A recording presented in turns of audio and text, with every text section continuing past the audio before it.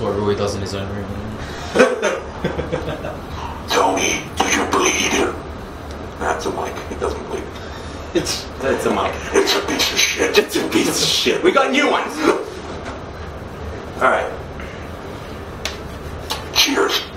Oh, fuck. Where's my beer? Here it is. Ooh.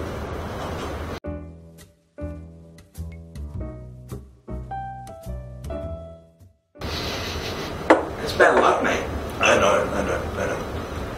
Hey, mate. Ooh, it's got a torch. I'm blind, dude. It's alright, it's a podcast. I don't need to say Oh. What's happening, my fellow geeks and geekettes?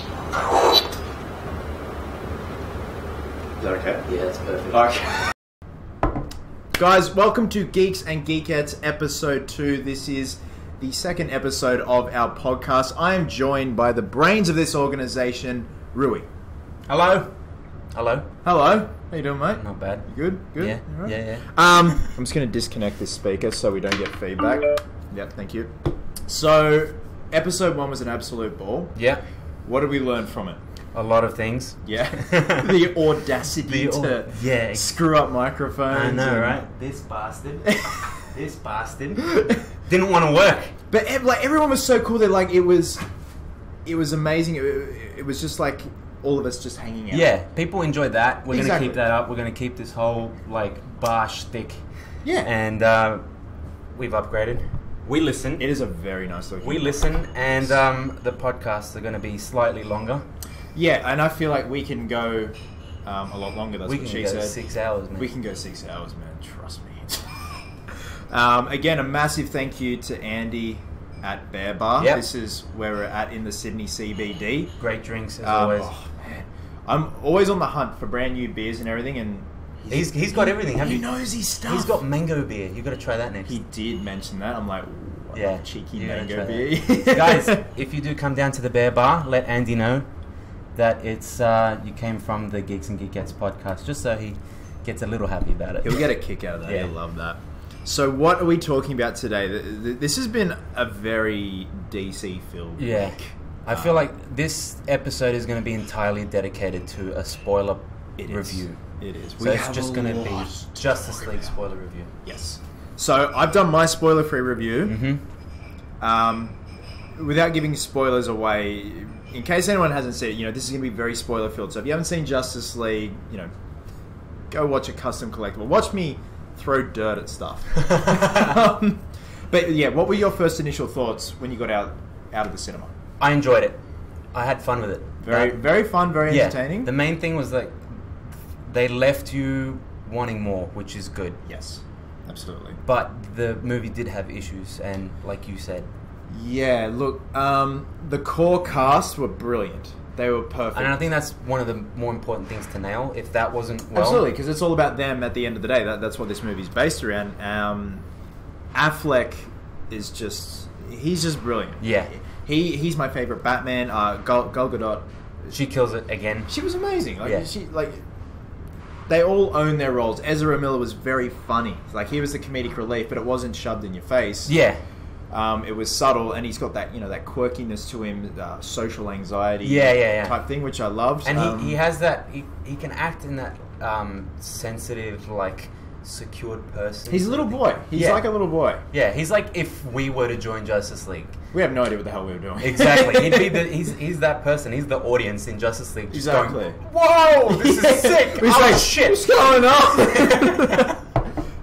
Momoa, I think, needed more screen time. He did need more screen time, and he needed, in my opinion, he opened up a little bit, Yeah. but without saying anything too much, he needed a bit more character development scenes. His character and his people's background Mm-hmm. needed more explanation, because things happen and you're like, Yeah, some explanation. I feel like there, if like you said, if it was a bit longer, like half an hour longer, they could have fit a bit more at detail. least 30 minutes longer. I wanted to see Willem Dafoe as the. The Atlantean. Yeah. Atlantis. There's not much. You don't see any big cities. It's just that small room. It's like a cylinder, like a hole, Yeah. like a cylinder. Apparently, the film was the first cut was 2 hours 45 minutes. They should have done it. I know, and Warner Brothers had this mandate where they're like, no, 2 hours, and everyone else is probably like, well, what can we do? We have to do it. It's their baby at the end of the day. Ray Fisher, I loved. Yeah, He is a fantastic actor. he surprised me so much with Cyborg. Yes, he was very calm. Like, he had this calmness about him, but driven. Yeah, Very driven. and I felt like he had that confusion about him most of the time. Like, he knows what he needs to do, but he doesn't know why it's happening to him. Everything's new to him. Exactly. What's going through his head, like the processes and everything. He was great. I think he was severely underutilized as well. Like, he did have adequate screen time, but at the same time, like, I'm intrigued by his character. Yeah. What I thought was good was that Ray Fisher's acting of Cyborg sort of took me away from the weird CGI of Cyborg. Exactly. There were some shots where the CGI was good. The one shot where I thought the CGI was so good is where he gets his hand, he runs it across the kitchen bench. Yes. I'm like, that looks like a practical prop. It looks great. And like when he's got his hoodie on, he's big, he's bulky. But then there are other times where it just... Yeah, it doesn't blend in well with the practical. I agree. And he put sneakers on. Yeah. You notice that? He had sneakers on. I'm like, dude, embrace your big hooves. Embrace your RoboCop hooves. They're great. Dead or alive, you're coming with me. Game over. I'm like, is this Justice League or RoboCop? There was one part, actually, we'll talk about that in the spoiler part, but overall, the first half of the movie was chopped up. Yeah, it was severely chopped up. You could tell when a scene had ended abruptly. Yeah. The opening sequence, I loved it. Absolutely loved it. It was the Arkham games. It was the Batman I wanted to see. But you made a very valid point. Yes, and what is that? It didn't fit. No, and I think the whole Themyscira. Yeah. So by now, if you guys haven't seen it, I would suggest watching the movie, then coming back and listening to It's spoiler territory now, this people. Is big spoiler territory. So that Themyscira scene, which is about, 3 or 4 scenes into the movie. About half an hour in or so? Yeah, half an hour in. When Steppenwolf comes. Yeah, I to feel like that Themyscira. should have been the opening shot. It would have established everything at that point. It would have established Steppenwolf, the threat, Parademons, what he was after, instead of that scene with the Batman and the Parademon where he's like, these are the mother boxes, and then that should be the scene afterwards, and then you have him looking for the mother boxes. Well, it makes sense, especially because when Steppenwolf comes to Themyscira, then the Parademons come, and then obviously we cut to Gotham, where Batman is trying to suss out what is going on. He's seeing all these sightings, and because they're starting to spread, and And at that point, you would have understood what a Parademon was. Yeah, exactly. So yeah, the start was messy. It was very messy, given the fact that you've got Bruce Wayne and Diana trying to recruit these other metahumans and give them a solid introduction, but at the same time kind of skimping over it. Yeah, that was rough. Yeah, it was very rough, and I was glad that the point that I think that it starts kicking off, it starts working really well and melding together, is the part when they decide that whole scene where they're talking about the mother box and bringing Superman back. Yeah. From that point on, they work as a team. You know that they've got conflicts with each other, but they still got their shit together. Yeah, they're making decisions together at that point. Absolutely. And after that, you've just got scene after scene of them working together or against each other. But it's them. It's not just different parts thrown in and going, here's the movie. Exactly. That's it. It's very It's choppy first half. Second half, when they come together right now, it was brilliant. Their camaraderie and the chemistry was amazing. Superman was brilliant. Cavill's performance in this film was my favorite by far because he was so cheery. And did you notice how bright the suit was this time? The suit looked beautiful. I got chills when I saw it. The suit was just like, he was visually stunning in this film, and just the way he bounced off all members of the league, it was great. Like, he wasn't. in the honest He literally trailers. bounced off all the members. Of Exactly. The team. So like honest trailers. Yeah. They're like he has like the personality of an English crumpet or something from Man of Steel, and I get that he was very just very. He was literally a Man of Steel in that movie. Man of Steel, like nothing, giving nothing away, and in Justice League, the banter between all of them was great. The last part after that explosion, and he goes with him and Cyborg, and he's like, "I'd take it back. I want to die." I was like, and he's just like, laughing their asses off, and Dinah's like, "Children." I work with children. Yeah, I was like, "Fuck that." I remember sitting in the cinema with Laura and all the other cosplayers, and I'm just like, I'm like, this is brilliant. Yeah. But he was fantastic with the whole resurrection thing. I felt it was out of place, and I was hoping that when he was resurrected, Kal-El would, shoot up to the sun, regenerate, and for some reason he would generate the black suit, the beard, and the long hair. Well, I thought when they pull him out of the casket, because how hair continues to grow when you're dead. Well, and he's Kryptonian, so he doesn't decompose. Exactly. I thought he'd have the beard and the mullet. Yeah. That would have been great to see. I would have loved it. But he's such a troll. Yeah. Henry Cavill's such a troll, because during the publicity for Justice League... The black suit. Yeah, a guy got his phone and he got a photo of the black suit that Cavill put up on his Instagram and goes, "What is that?" And Cavill's like, "That appears to be a black suit." And he's like, "Is this going to appear in the film?" He goes, "I can't say that." Or, "I can't say that." Well, actually, I can do that because I got the moustache. Yeah. By the way, we're going to CGI it out for the podcast. It's going to look better than the film. Oh, those scenes. Yeah. That first one especially. And he's like... I couldn't stop... I couldn't stop looking at his upper lip. It was weird, man. Really. And in interviews, he said they waxed his moustache up so it wouldn't cover his lip.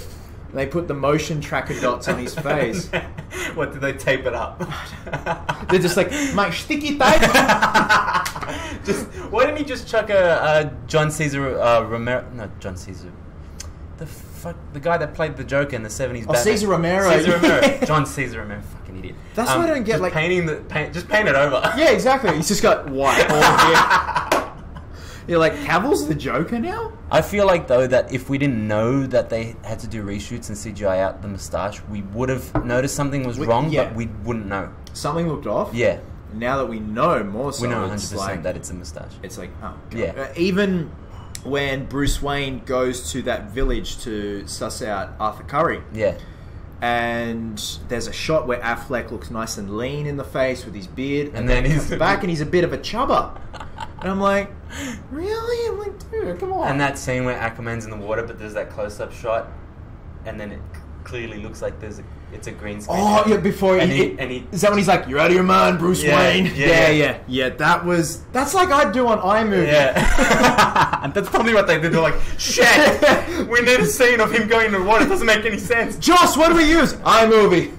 I feel like there was one problem that I don't think people thought about this when they were making the movie. You've got the Justice League, right? You've got all the characters. Yeah, they fight. They're awesome. They've got all their powers. Where do you put him? In the middle of Russia. What's in the middle of Russia? No water. What does Aquaman do? He's dying. Yeah. He's essentially dying. I was like, I'm going to throw this spear around and grab stuff. I'm going to ride a parademon down. Yeah. That was cool, but my God, I wish they had left that out of the trailers. Yeah. It was like, it's such a epic little scene. It's his epic moment. Yeah, he doesn't have shine. many other ones apart from the fight with Steppenwolf underwater. Also, that weird shot where he saves the fisherman. I did like that. Yeah, it's good, but I didn't feel like it moved the story forward much. No. He got a bit of parademon blood on him, and he was like, okay, the threat's real. Yeah, exactly. And we saw it all in the trailer. Yeah. Costume-wise... I liked the Batfleck tactical armor. I loved it. It looked like when he ditched the goggles. Yeah, it was great just to see his eyes.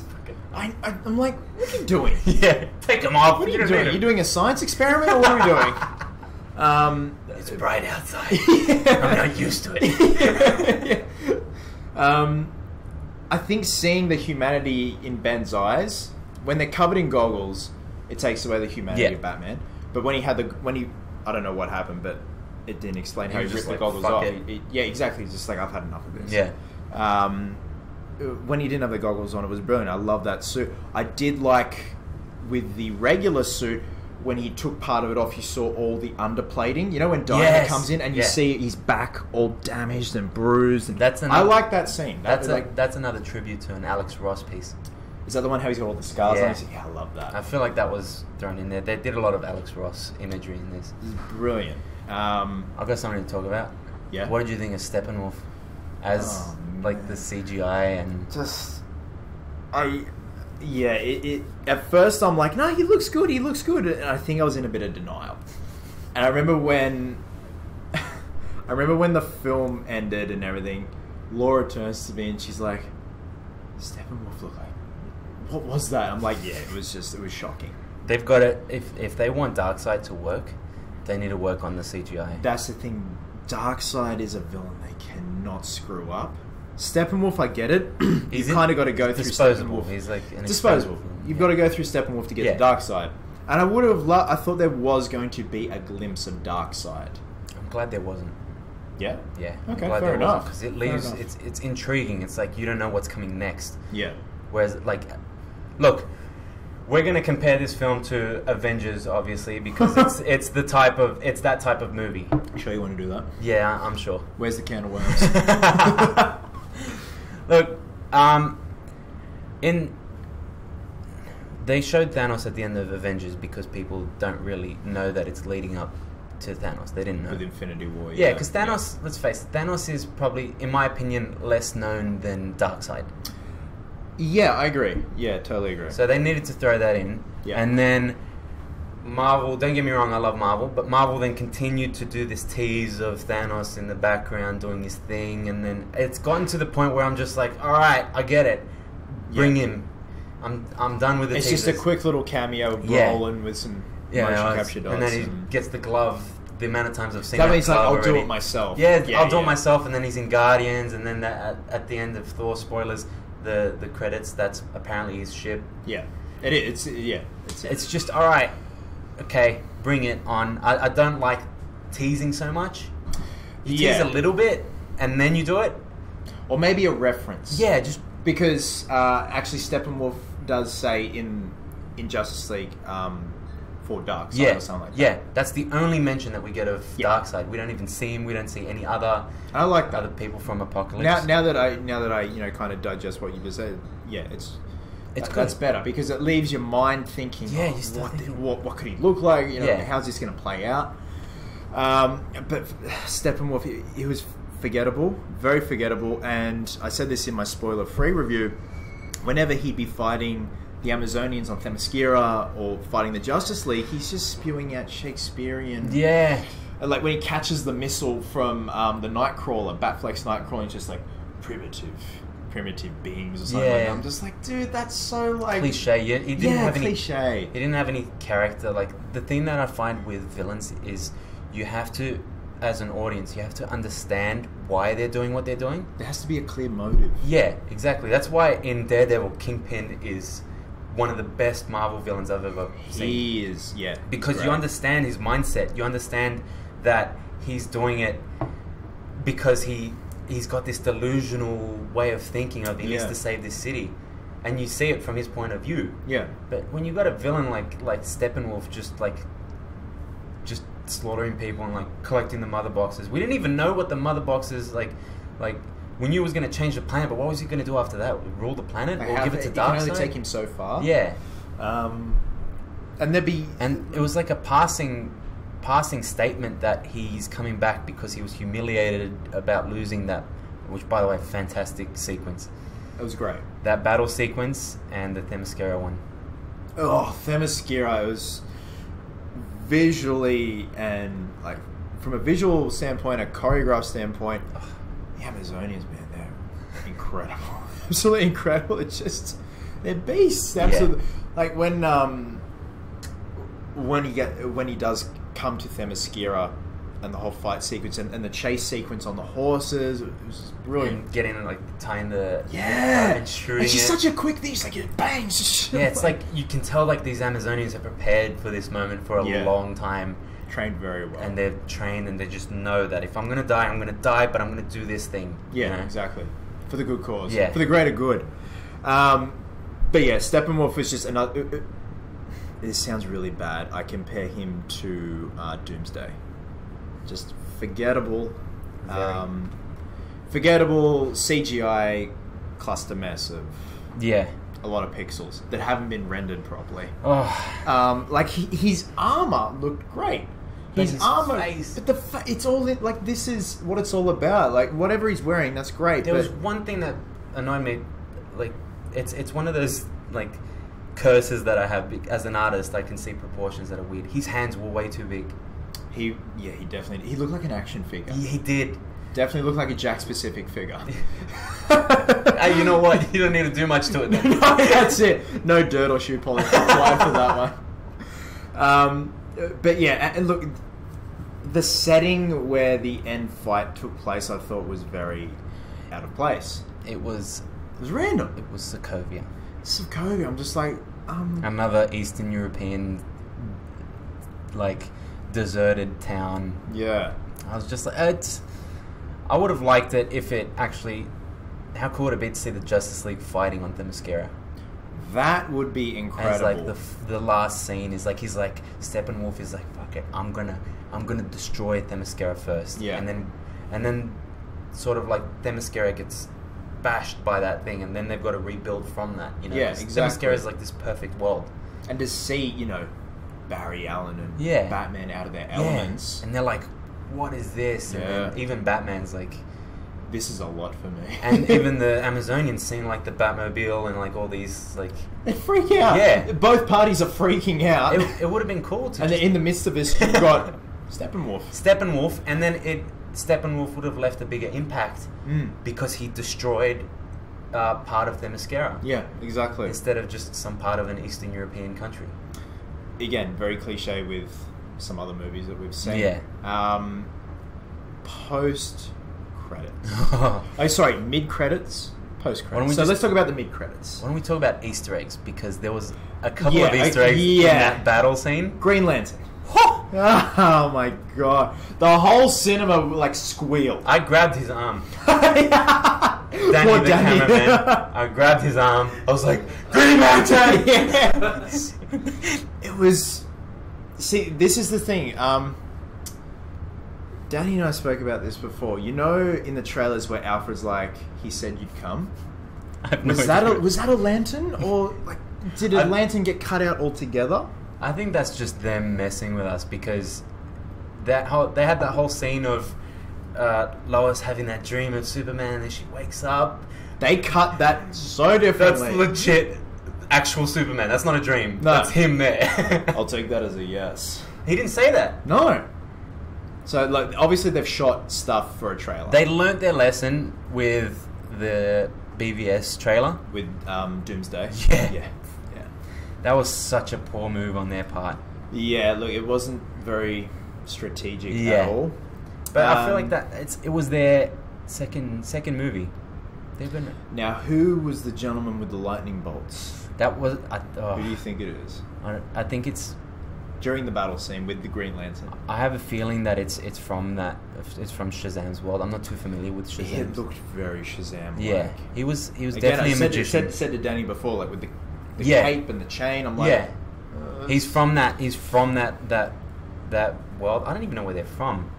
I'm not a fan of Shazam. Where are they from? Danny? I have no idea. Okay. I like Shazam, but I have no idea where it's from. Okay. Yeah, I'm not well educated on Shazam. I'm excited for it, but Shazam's always kind of been under the radar for me. It's going to be like Guardians of the Galaxy. Everyone's like, who? Yeah, but for some reason it's going to work better than all of them. It probably will. That's the curse that everyone has. Oh, poor DC. I know. They've had a crook run. They really are trying. But I feel like this movie's getting way more flack than it should. Look, it is. And don't get me started on Rotten Tomatoes. Guys, just watch the movie if you feel like you're going to enjoy it. Don't listen to critics. Critics are going to whine. Also, we have Marvel, who's built their cinematic universe and they've perfected their like the structure of the movies and how they've gone to the point where they're comfortable with letting directors create their own story. DC's not up to that point yet. DC's still in teething problems. Oh, for sure. But think about all the issues that Marvel had when they first started with... Oh, look, you had problems with Daredevil, you had problems with Blade. Yeah. You had problems with Well, Spider-Man 3.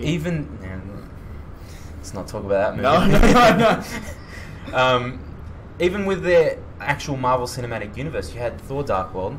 Yeah. I personally didn't It was enjoy the forgettable. first Thor. Yeah, look, the first Thor was...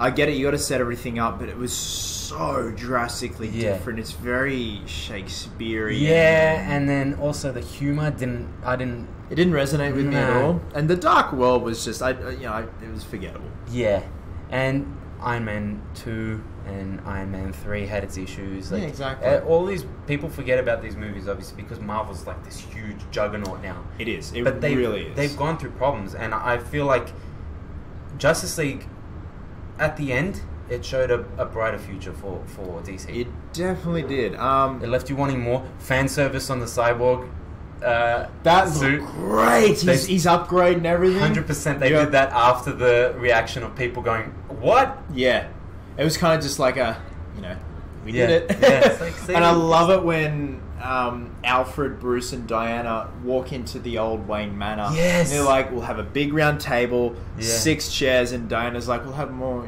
just to, Maybe more. maybe more for new And then- recruits and and all then- that." And I'm like, the Hall of Justice. Yeah. That was great. I love that. It kind of just... It leaves you with that warm, fuzzy feeling. Yeah, of like, I'm super excited to see where this goes, because now we're going to Yeah. have the solo movies, and I'm super excited about Flash's solo movie. I really hope they do Flashpoint. I don't think they have a choice now, because they've heard all the response. Everyone's like, yes, because I want to see Jeffrey Dean Morgan as Batman. The only problem I have with Flashpoint is that they've taken this long, and they've gone through all these problems to set up these characters, and now with Flashpoint, they're just going to go, nah, just change it completely, and it's going to confuse everyone. Yeah. That's why I feel like maybe one Flash movie where he's just up against like Captain Cold or Gorilla Grodd for the first one, and then Just to establish Yeah. that character properly. and then do the Flashpoint. Yeah. Because after you go through the whole Flash movie, everyone will get their own origin movie or like their own solo movie, Yeah. and then you do Flashpoint, and then you change everything up, because people have grown attached to Diana, Yeah. but they haven't grown attached to Aquaman. And No, because we haven't seen enough Yeah. of him. And look, we've got the standalone film coming out the end of next year. Yeah. And there's a lot of unanswered questions. We see Mira in Justice League, but it was just very brief. and abrupt. She's just there. Yeah. And I'm like, okay. She's like there, and she gets bad, and he's like, "Shut up," and then leaves. Yeah, he's like, I don't care. Yeah, he's like, whatever. Yeah. And he just pings off. Yeah. And I wanted to see more of Atlantis. I wanted to see more of the Atlanteans. Yeah. So yeah, they brushed over a lot of stuff, and Momoa shined in that film. He really did, and he relishes playing. You can tell he enjoys it. Yeah, absolutely. He, all of the actors relish playing those roles. At the moment, it's another topic. I feel sorry for Ben Affleck at the moment. Yeah. The thing is, the dude takes it so personally when these movies bomb, and it's like, you're not the problem. You're a fantastic Bruce Wayne and Batman. Most of the time, he's the pros of it. Like it's always the pro. Like everyone's like, he's a great Batman. He's a great Bruce Wayne. I think he's just probably traumatized over Daredevil and just any. Look, obviously you can't put yourself in his shoes. How his mindset is. Exactly. But if you've got something good going on, when people respond well to what Keep you're doing doing, not what you're surrounded by, then keep doing. It's what probably you're doing. tiring for him though. Like he's nearing 50. He's nearing 50, but he's rocking it. Yeah, I know. Given he had a very different looking and not very pleasing cowl. Oh yeah, I noticed that, by the way. When Superman picks him up, I'm like, could you have picked him up by the neck instead of making him look like a chubby cheeks? What about when he gets up and he's just like... Yeah, I'm like, oh... That first Batman shot when he does that cool superhero thing where the camera's back there and he turns around to say, but he goes... Yeah, I'm like, I miss the BVS days of just like a fluid neck turn. Which hopefully in the next ones he'll... I've heard rumours Ironhead may be back for the Batman. Good. Yeah. Good. But look, overall, on a whole, before we get to the credit scenes, It's a very entertaining film. Yeah. The cast know their characters back to front. They have fun with them. The league really work well together. The chemistry is great, and that's what it's all about. Unfortunately, they are just surrounded by, and I said in my review, just a shitstorm of a very lackluster villain, a very lackluster end surrounding. Yeah. You know, where they were. Yeah. The score. The score was... That's the thing, it's Danny Elfman. That's what I was just like, dude. I was excited for it, and it moments where, like, the Flash's theme, when he goes into the Speed Force, I feel like it's, like, building up to something, and then it just kind of just ends. Very anticlimactic. Yeah. Given the fact that, you know, we've got elements of Danny Elfman's Batman score from 1989, John Williams' Superman score, and Hans Zimmer's guitar riff of Wonder Woman, play in these films, and then 2 seconds later they're over, and we go back to a very mundane kind of score. I feel like he uses other soundtracks to bring that nostalgic feeling of the recognizable feeling, but most of the music it was kind of almost like video game music where it's supposed to play in the background. Yeah, it wasn't. It didn't have that oomph. Yeah, it's supposed to, because it's like the Justice League, man. You have the Avengers theme. The Avengers theme, you could hum that in your head. With Justice League, nothing I could remember. Yeah. Dawn of Justice I can remember. Yeah. Batman's theme, that very, you know, bassy, gothic theme.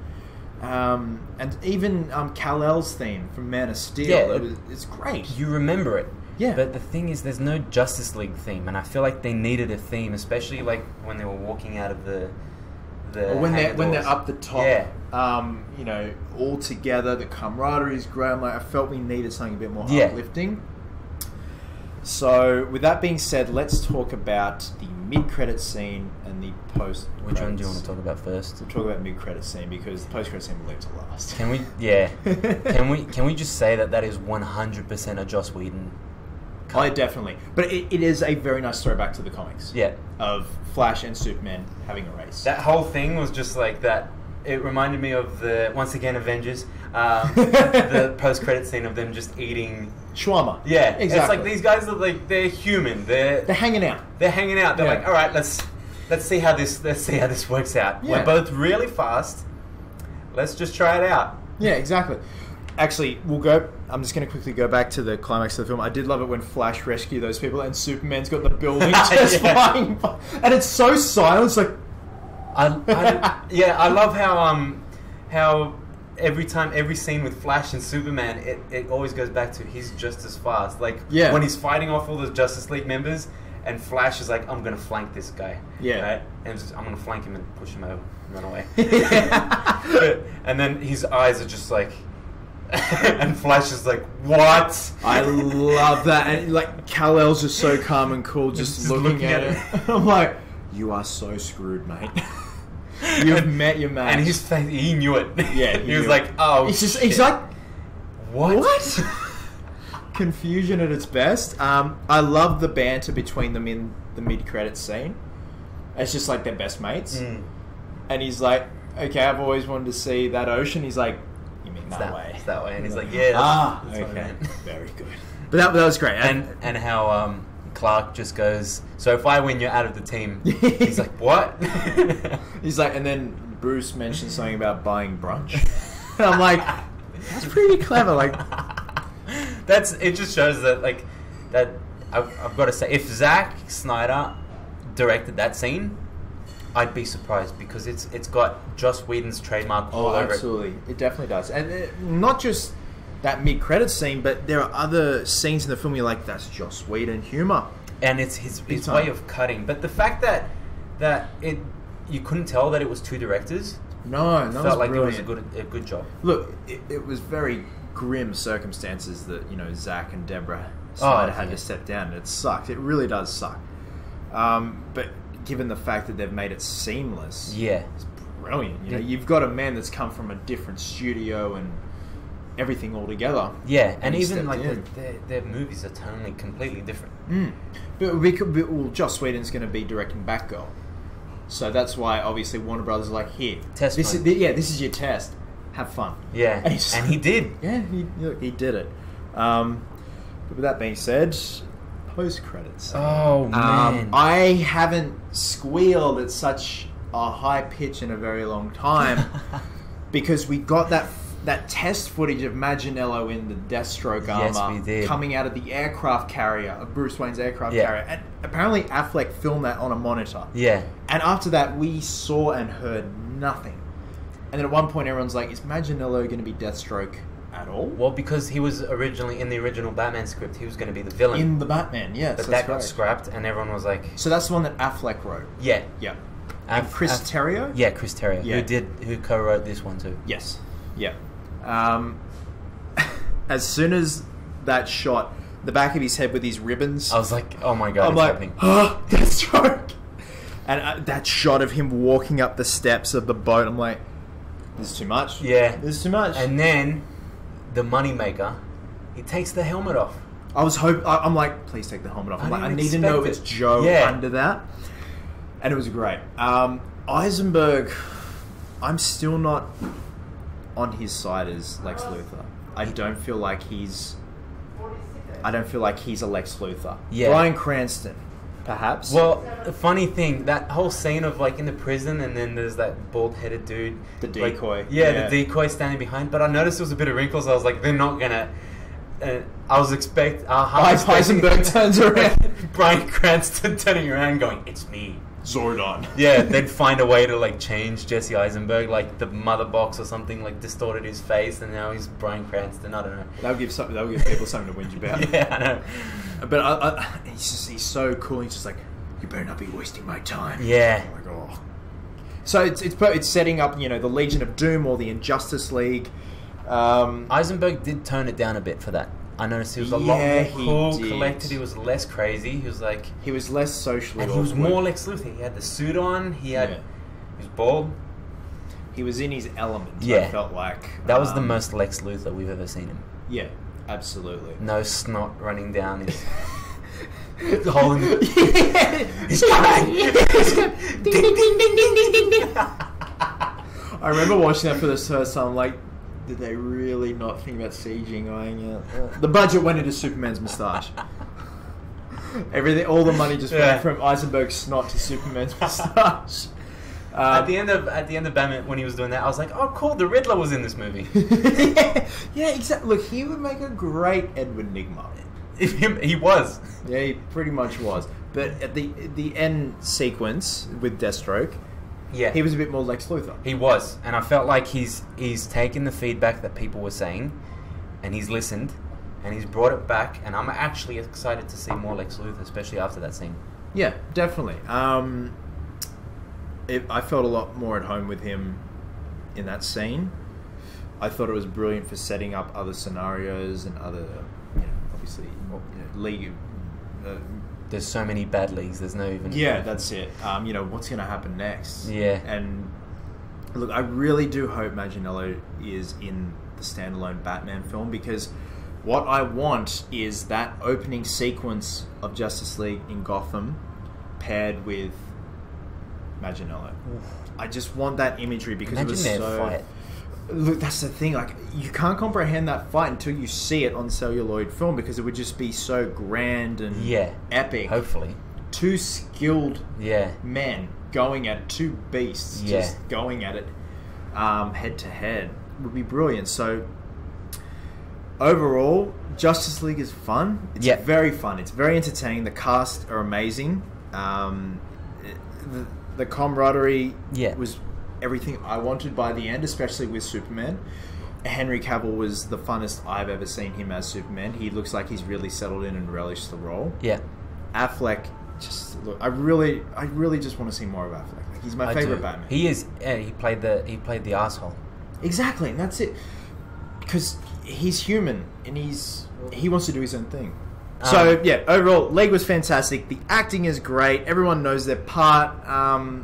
There's just a lot surrounding them that just didn't quite fit, and it was a very short runtime. It was a short runtime. I felt it redeemed itself in the second half. So it started off cluttered, but then sort of smoothed itself out, and then at the end they showed all those extra scenes where I was like, this gives me hope for the DCU. So I think I'd probably give it 7.5 out of 10. See, I'm the same. Like I did my 3.5 geeks out of 5. It's there, but you know, there's still some stuff missing. They still need to work it, but I do want to see it it'll get again. there. Yes. Definitely do want to see it again. I want to see an extended cut. I don't think they have a choice now but to do an extended cut, given the fact that they've put out there how much stuff they had to cut. And it would be smart for Warner Brothers to do so because Absolutely. the extended cut made a lot of money.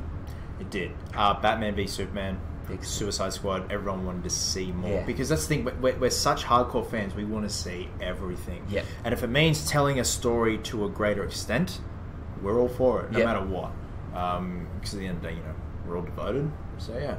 We're going to have fun with it.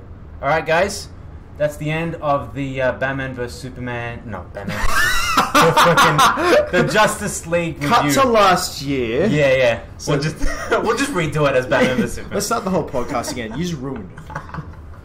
That's it. I feel like we've talked about... Like, I feel cleansed now. It's good. In the best way possible. Yeah. Because, I love these characters so much. So, yeah, look, guys... Let us know your thoughts down below of what you thought, spoiler-wise. We are in spoiler territory now. This is a spoiler podcast. So yes.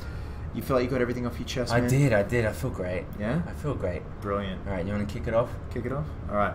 Guys, thank you so much, as always, for watching. Episode 3 won't be far behind at all. Dude, thank you so much. Pleasure as always. Stay geeky, mother... What's that? I don't know. Okay. Stay Cosplayers do it best. Stay geeky? Yeah.